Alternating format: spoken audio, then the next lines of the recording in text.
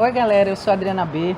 A gente está gravando mais um programa Gerador. Queria pedir para vocês apertarem aquele sininho logo agora para poder seguir o programa e receber todos os nossos programas semanais. E quem curtir, por favor, no final do vídeo curte. Se não curtir, descurte, não tem problema, mas fala pra gente por que é que você não curtiu, para poder a gente encaminhar esse programa do jeito que você gosta. Hoje a gente está aqui com um amigo querido, que é Adriano Marcena, escritor, produtor, e ele tem uma função especial que já teve na minha vida e eu queria dividir com vocês e a gente esclarecer melhor como é que funciona essa história do recebimento dos materiais no Funcultura. A pergunta que não quer calar.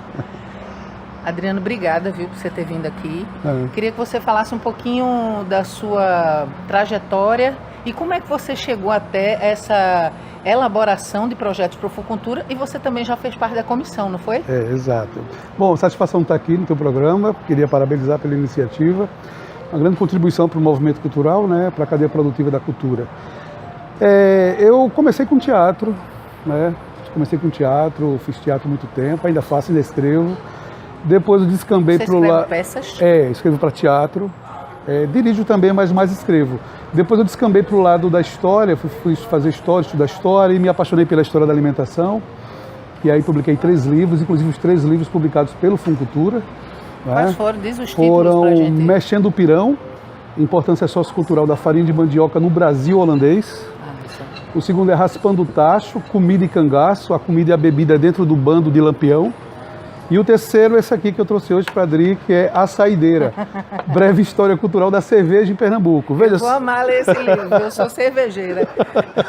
Então, aí, depois de um tempo, eu participei das discussões do Plano Nacional de Cultura, né, com a chegada do presidente Lula ao Palácio do Planalto, e depois eu consegui entender que a política pública estava mudando, né? Até o governo FHC, a política pública de cultura, ela era centrada nas artes.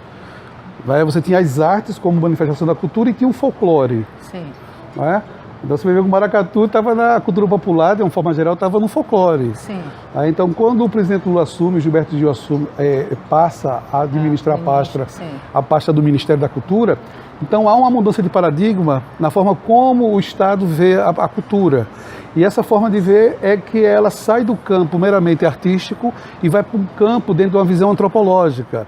Ou seja, cultura é tudo aquilo que é capaz de estabelecer uma relação simbólica, do qual a arte faz parte, mas não se limita a ela. Então aí nós passamos a ter a comida, quer dizer, o Plano Nacional ainda não tem, mas o Funcultura tem.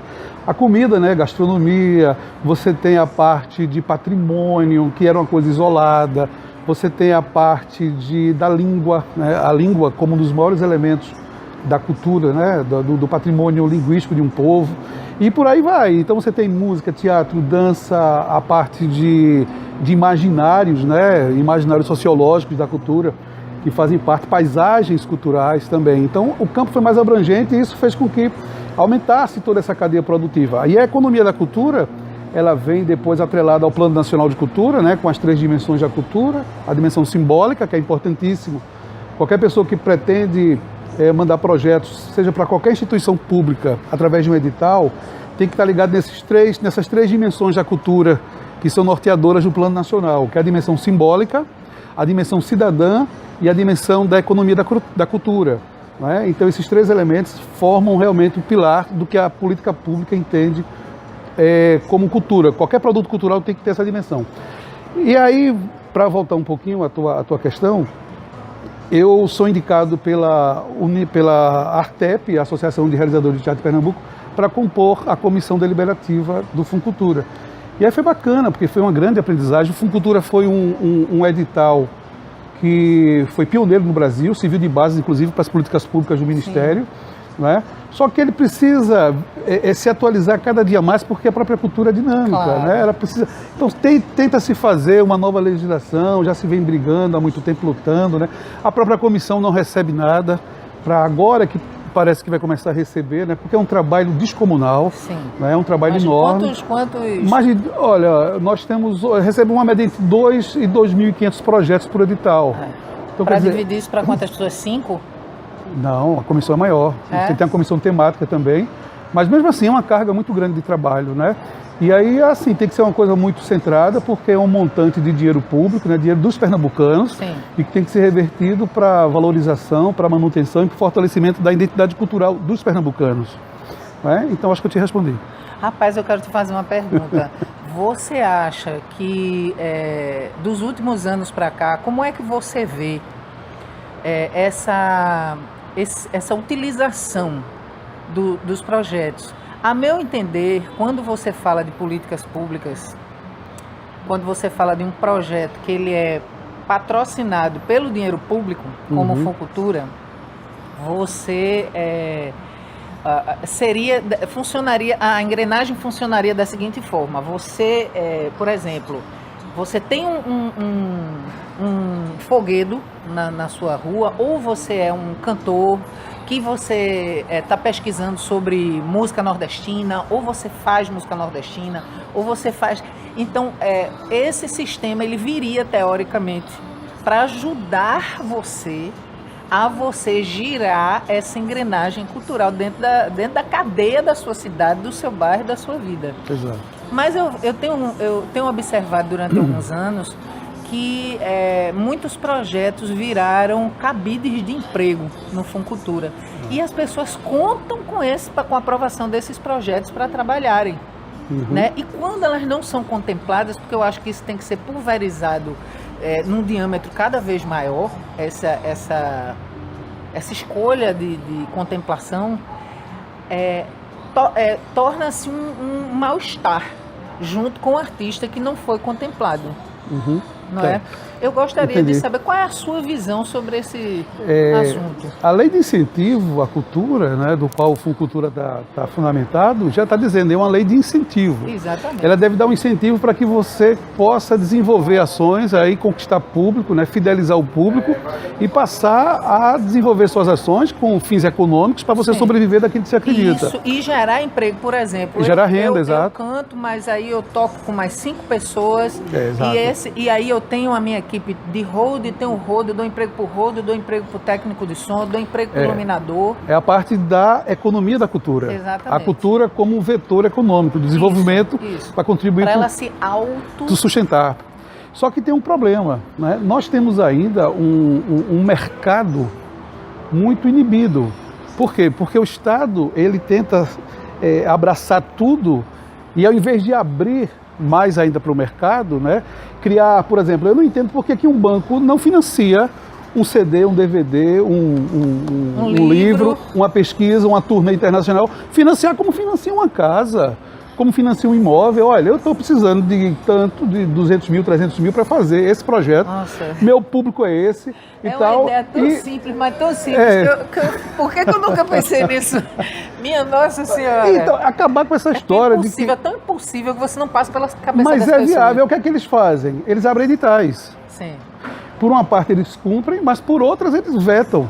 Porque eu digo, olha, eu quero 500 mil para fazer um projeto, tá? Aqui está meu plano de negócio, meu público-alvo, minha perspectiva de lucro, vou pagar X% de juros desse dinheiro, como qualquer empréstimo. Como qualquer outro. Entendeu? Agora a carência é um pouco maior, quer dizer, uma equipe do banco ou de uma instituição financeira iria avaliar e ver se aquilo tem realmente garantias do banco receber.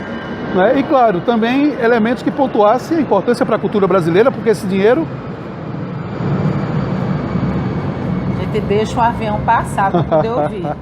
Nós estamos em território internacional e hoje o nosso aeroporto exato. É um dos maiores pontos de pouso de voos internacionais do Brasil. Então volta ao assunto do banco. Do banco. Então, quer dizer, se o banco, BNB, BNDES, Caixa Econômica, Banco do Brasil, todos eles têm editais de cultura. E alguns têm linhas de financiamento. Mas uma linha de financiamento que não te obrigasse a passar por uma rede de concorrência enorme. Desleal, hein? Até porque a gente concorre com ídolos. Exato. Com ídolos. E o Funcultura, nesse caso, o Funcultura não costuma perdoar muito aqueles que têm currículo ainda iniciante, a não ser as linhas de ações que contemplam pessoas que estão iniciando, né? Ações de CDs artistas que nunca tiveram CD no mercado, né? Esses primeiros festivais. Não é isso de... Existem algumas linhas de ações no edital geral, e hoje o edital de música chama de categoria, né? Então, dos nível 1, 2 e 3. Mudou, nesse último edital mudou, porque o edital de música se separou e criou-se novos critérios de avaliação e de elaboração de projetos para a cadeia produtiva da música. Deixa eu te perguntar uma coisa. Quais são os beneficiários do Funcultura? Música, audiovisual... As linguagens. Sim, as linguagens. Quais são as linguagens do Funcultura? Música... O Funcultura tem 3 editais. Certo. Audiovisual, música agora e o geral. O geral você contempla dança, circo, ópera, literatura, fotografia, patrimônio, artesanato, cultura popular, artes integradas, que é o único que não tem formação, né? Não disponibiliza formação, e gastronomia. Que beleza, não sabia. Que beleza. Com relação à música... É outro edital agora. É um edital separado? Separado. Aí eu fiz uma pergunta para o presidente da Ordem dos Músicos. Sim. Vou conversar com você, que esse programa está indo ao ar hoje. A gente está gravando esse programa que só vai ao ar daqui mais ou menos um mês. Mas esse programa com o Eduardo de Matos, que acabou de assumir a Ordem dos Músicos, que é presidente do sindicato, né? Mas pediram ajuda a ele acabou assumindo a ordem também. Me fizeram uma pergunta, porque nós temos um e-mail, que é programagerador@gmail.com, onde você pode fazer uma pergunta e pedir para eu ir conversar com essa pessoa para levar a sua pergunta. E me fizeram isso aí. E a pergunta era, por que é que um músico popular não concorre com músico erudito num edital, mas concorre com artistas que, se fosse ainda obrigatório o teste da Ordem dos Músicos, não passariam? Como os artistas novos que estão surgindo aí, que são pessoas comuns, leia-se, não entender absolutamente nada das técnicas musicais, não tem estudo, né? não entende nada absolutamente. Por isso que a gente chama assim, pessoas comuns, mas que estão ingressando no mercado, inclusive um mercado fortíssimo de shows, não é? E de editais. E o outro rapaz, coitado, que fica lá 4 horas, 5 em casa, estudando e se aprimorando, porque quem é músico mesmo, o glamour é tão pouquinho, você trabalha tanto para 1 hora. E alguns minutos de aplauso. Somente, né? Então, assim, esse dinheiro, ele tem escoado para um outro segmento ainda, porque você concorre com grandes nomes, grandes estrelas, com ídolos como Maria Bethânia, como Gilberto Gil, como Roberto Carlos. Mas veja bem, todo brasileiro, ele tem direito a entrar no edital, ou na Lei Rouanet, ou concorrer. Todo ele é direito dos brasileiros. Mas não está dizendo que não, calma. Não tem direito. Então, é o direito constitucional, não é? O direito Sim. social, o direito à cultura e tal. E a produção e o fomento, né, do Estado. Então, isso é uma questão. Existem artistas que dialogam com o mercado já há algum tempo. Não é? Maria Bethânia é um deles, há mais de não sei quantos anos de carreira, tem um público consolidado, que nós chamamos de público fiel. Não é? Então, esse pessoal, eles podem e devem entrar sempre nessas leis de cultura, por quê? Porque eles fazem shows nacionais ou internacionais com um custo muito alto de produção e que um edital como o Funcultura não suporta, por exemplo. O edital do Rio de Janeiro, que é um pouco maior, que recebe até dinheiro do governo federal, também não suporta. Então tem que ir para a Lei Rouanet. A Lei Rouanet vai fazer com que você vá até o mercado e capte esse recurso a partir do imposto de renda. Quer dizer, não deixa de ser dinheiro público. Agora, na hora que uma Maria Bethânia entra para concorrer com um artista popular, pleiteando o mesmo valor de um fundo, aí é desleal. Não estou falando dessa concorrência. Eu falei da concorrência, por exemplo, com os novos artistas. Por exemplo, vem uma moça fazer o baile municipal aqui, certo. Um artista, que no outro dia houve uma comoção no Facebook de as pessoas estarem desconfortáveis com a apresentação dela, porque ela não tinha absolutamente ideia do que era a nossa cultura, né? Ou seja, ela não é do ramo. Certo. Eu adoro essa artista, eu adoro ver os vídeos dela, ela conversando. Ela dá uma lição de autoestima, ela dá uma lição de comportamento humano maravilhoso, e eu acho que é por aí. Certo. Sabe? Mas com relação à minha profissão, porque se nós fôssemos médicos, uma pessoa que não tem formação, ela não seria capaz de entrar num centro cirúrgico para operar, né? Mas como a música, ela entende-se que ela é uma arte de expressão e que todos podem se expressar através dela, as artes em geral. Exato. Mas aí entra num mercado profissional. É isso que eu tô querendo que destacar, você responde, né? que você responda. Porque existe uma separação do músico popular para o músico erudito. Nós não concorremos, porque são coisas totalmente diferentes. Eu gostaria de saber se poderia haver uma separação com relação a esse tipo de artista também. Adri, vê Ou bem. isso é uma viagem, porque essa pergunta me foi trazida. Toda vez que a gente... E você não usou nenhuma vez a palavra melhor, ou maior, mais importante. Não. Claro, você foi sábia. E aí o que eu quero dizer é o seguinte: toda vez que a gente separa um pouco essa coisa erudita e popular, a gente está reproduzindo um conceito eurocêntrico, né? Música é música, acabou. Agora, tem linguagens que merecem uma proteção maior do Estado, não é? Você não vai concorrer com a banda de rock, não é? Que tem uma pulverização enorme nas redes sociais, né? Junto com um cavalo marinho que se apresenta 2, 3 vezes por ano, que tem toda uma relação com a comunidade, né? É até desonesto você concorrer, não é? Então, o Estado, por esse cavalo marinho fazer parte da identidade cultural da gente e do pertencimento, então entende-se que o Estado o valoriza, o salvaguarda. Porque se depender do mercado, não funciona. Então vai uma contribuição. Mas ultimamente nós temos visto gêneros serem colocados como com esta proteção, com esse manto de cultura popular, que lê essa cultura popular. Cavalo marinho, maracatu, chachado, são essas manifestações que você acabou de citar, que envolvem uma comunidade, são centenárias, né? Mas gêneros agora há pouco, como o brega, eu não estou falando mal do brega, eu adoro brega, gente. Vocês não me conhecem, acabei de dizer que eu era cervejeiro, olha, uma cervejinha com brega é tudo de bom, mas são coisas diferentes. São coisas diferentes. Como você mesmo disse, eles fazem 1 a 2 apresentações por ano. Aquela comunidade toda poupa o ano todo para fazer aquelas roupas. Sim. Não é? É outra visão, é outro jeito de levar a cultura de pai para filho, do avô, do bisavô, que vem de muitos anos, né? Então, assim, existe esse problema agora. Eu queria saber se nós poderíamos reivindicar isso aí, se a classe poderia reivindicar, ou se é viagem, porque como você já foi da... Você comissão, mas eu estou falando no sentido maior. Vê bem, deixa eu ver se eu chego na comissão. Uma das maiores características da cultura é a dinâmica. A cultura por si só é dinâmica. Sim. E ela se reinventa, se reprocessa e tal. O tempo todo. E aí, ligado à cultura, você tem um mercado. E com a tecnologia da informação, principalmente as redes sociais, você tem um novo perfil, um novo paradigma. Sim. Eu posso fazer e botar isso no YouTube, monetizar e ganhar muito dinheiro. Sim. Por quê?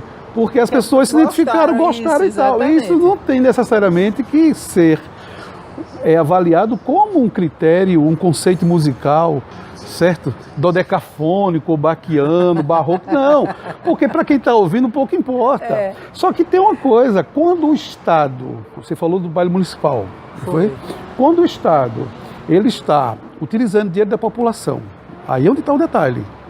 Esse dinheiro é seu. Eu acho que o moço se equivocou, eu acho que ele se arrependeu. Se alguém está usando o dinheiro da população... Não sei nem quem foi, tá? Para um determinado fim...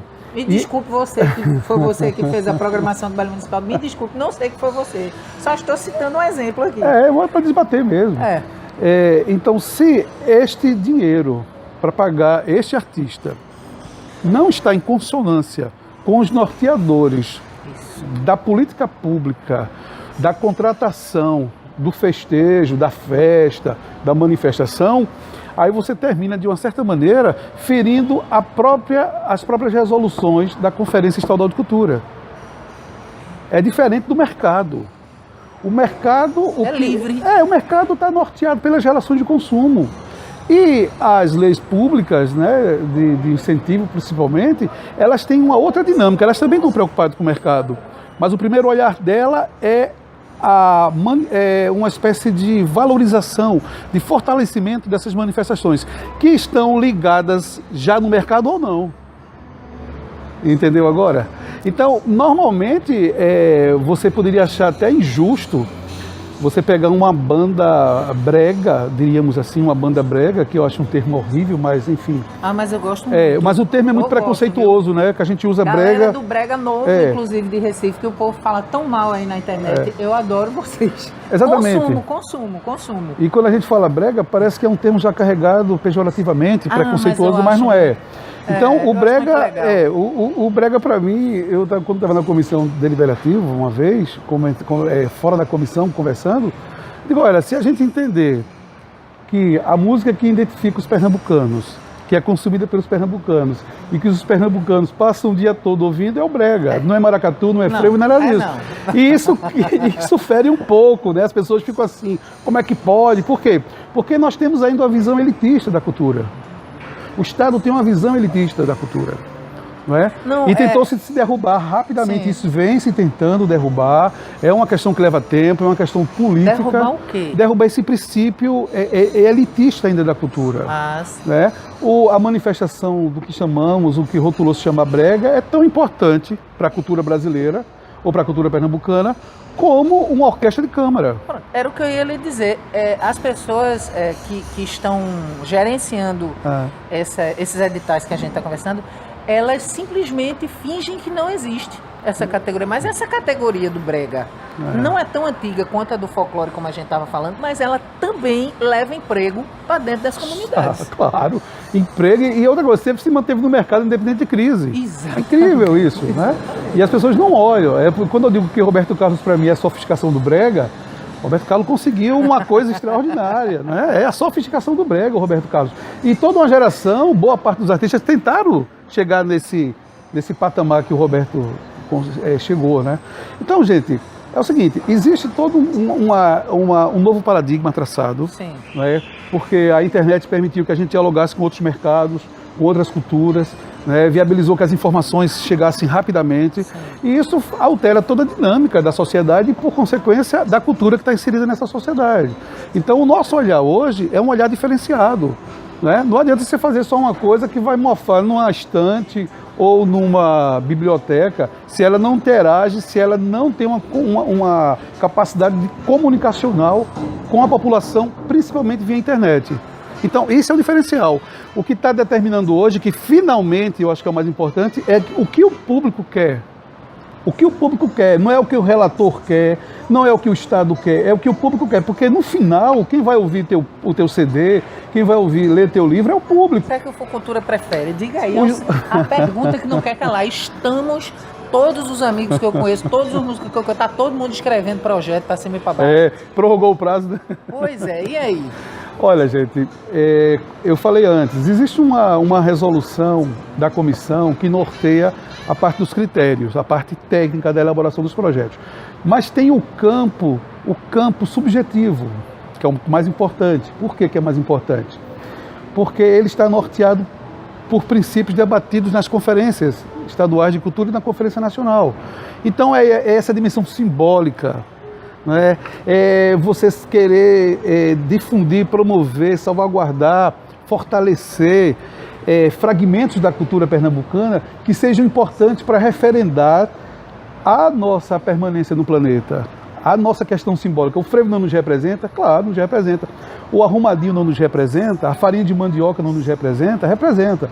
Então, da parte da literatura, né, o cordel, os contos, os romances, você tem toda essa cadeia. Agora, o que de fato é importante para a cultura pernambucana, ou seja, para o diálogo dos símbolos entre os pernambucanos e que ao mesmo tempo tenha uma força de mercado, né? Você também tem esse critério, até porque quando você faz também tenha esse critério. Esse critério é importantíssimo. Existe também outro problema. Quando você faz um projeto para a cultura e você tem um produto, um CD, por exemplo, a sua pontuação de distribuição do produto vai ser levada em consideração. Então, se você faz 1000, veja que coisa curiosa, você faz 1000, você propõe 1000 peças. Você distribui 900 com instituições de caráter educativo, social, cultural, além das exigências... Ou seja, aquelas 200 que eu ia vender naquela conversa anterior, eu separo para eu vender as 200. E o resto que ia ficar na minha casa... Você tem que fazer chegar à sociedade. E aí existe também um critério curioso. 5% tem que ficar para o Funcultura, tá? Se você faz 1.000, 50 tem que ficar para o Funcultura, e 10% é obrigatório, 10% vai ficar para instituições de caráter educativo, cultural e social. Por quê? Porque se faziam 1.000 e as pessoas achavam ruim, pelo menos da biblioteca, o conservatório, a biblioteca da Universidade Federal. As pessoas achavam os artistas ruins. Então foi obrigatório. Mas como assim? Porque eles entendiam que o Estado não tinha direito de ficar. Então, mas não é o Estado, você está... Exato. É essa leitura que o dinheiro é público e ele, de uma certa maneira, e principalmente, deve ser revertido em benefício da difusão da música, né, da difusão da memória musical, enfim, no caso aqui da música. Por isso que o Funcultura paga a você, o produtor, arranjador, o músico, ela paga essa para você então executar isso. É o cerne. É o cerne. Você vai receber cachê, claro, que cada dia, né, com a crise e tudo mais, vai ficando difícil fazer aquele orçamento. Mas ela é importante. Por isso que você... O orçamento do Funcultura você tem que ser ninja. Ninja, exatamente. Você disse na sua primeira questão como é que a gente dialoga esses elementos do econômico, não é? Então as pessoas não conseguem ir para o mercado, o produto não consegue ganhar uma musculatura de consumo, aí ela volta o ano que vem para a Funcultura de novo. O que é que na minha cabeça falta? Falta o Estado assumir uma postura empreendedora para a cultura. Opa. Você tem o lado dos editais públicos, que é importantíssimo, mas você tem que abrir também um leque de opções para formar o cidadão empreendedor. Isso começa, inclusive, enquanto política pública de um Estado, no caso de um Brasil, nas escolas, né? Os nossos filhos são educados assim: estude, meu filho, estude para você ter um emprego. Em momento nenhum cheguei para você: estude, meu filho, para você ser um empreendedor, para você ter o seu negócio, para você gerar economia para o Brasil, para você gerar emprego. Não, parece que ser empreendedor, ser empresário é uma coisa maléfica, né, que faz mal. Não, gente, tem que abrir, tem que botar um Sebrae dentro do Estado, de uma forma mais precisa. E ainda mais o Porto Digital, muito mais dinâmico, né? Muito mais competitivo, para jogar essa galera para produzir e competir no mercado internacional. Porque nós temos grandes desenvolvedores de conteúdo, nós somos pessoas que têm uma capacidade de criar produtos que possam se desdobrar, e com a internet hoje, isso vai pulverizar pelo mundo. Agora é preciso que a gente tenha esse incentivo também, né? Não ficar olhando o Estado como a grande mãe que vai proteger, não. Joga para o mercado também, prepara as pessoas para o mercado. Quem quiser ir para o mercado, vai para o mercado. Quem achar que tem que ficar nos editais públicos, fica nos editais públicos. Simples. Você tem algum site onde as pessoas possam ver o que você, sua literatura, ou Facebook, ou página no Facebook? Não, tem a Amazon. Os livros estão na Amazon. Né? Adriano Macena, que é uma com coisa, R ou sem R? Com R, M-A-R.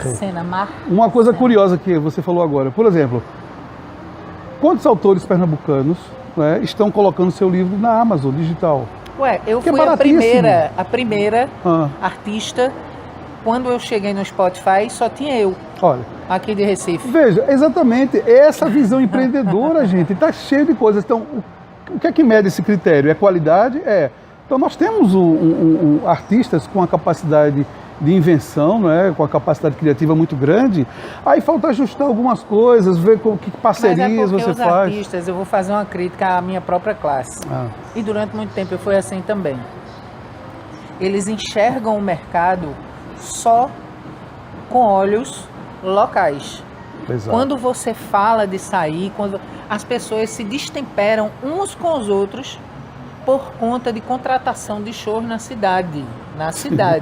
Mas esquecem que daqui a 1 hora você está em outra cidade, daqui a 1h30, 2 horas você está em outro estado. Exato. E que existe um leque de possibilidades, tanto no país em que pertencemos, que é continental, quanto no planeta. Hoje em dia, de dentro da sua casa, hoje em dia, de dentro do meu celular, eu pego meu amigo Adriano Macena e jogo essas informações para todos os meus colegas. Para o mundo. Que queiram ouvir. Exato. Que queiram ouvir. Podem ser aqui do estado, pode ser da cidade, pode ser do país e pode atravessar fronteiras. A internet permite isso. Exatamente. Então, esse olhar deve mudar. Esta conversa, ela tem que começar a acontecer, porque a gente não conversa mais. Exato. Uma sociedade que cada dia fala mais para menos pessoas, né? É como a gente não conversa. É como diz na literatura, escrevemos mais, eu acho que é o João Cabral, escrevemos mais para um público cada vez menos. Então, assim, só para pontuar um pouquinho do que você está falando, não adianta a gente pensar no local como fim. A gente tem que pensar no local como princípio. Ou seja, você, quando fala do seu umbigo, do seu quintal, você é universal. Desde que você fale com dignidade e contemple os problemas humanos. Em qualquer parte do mundo, as pessoas vão se identificar. Mas a forma como você vai comercializar, divulgar ou promover o seu produto tem que ser pensado no mercado internacional. Não adianta. Por quê? Porque as pessoas hoje consomem tudo que vem do mundo. Então, se a gente não jogar o da gente no mundo também, a gente vai ficar fora do mercado, fora do consumo e, infelizmente, não vai criar uma musculatura que nos dê uma garantia econômica para sobreviver do que a gente acredita. Se você quiser entrar em contato com o Adriano Marcena para você conversar mais, ou eu discordei, Adriano, aquela parte assim eu não entendi, ou eu acho que naquela parte eu não concordo com você. Como é que as pessoas acham você nas redes sociais?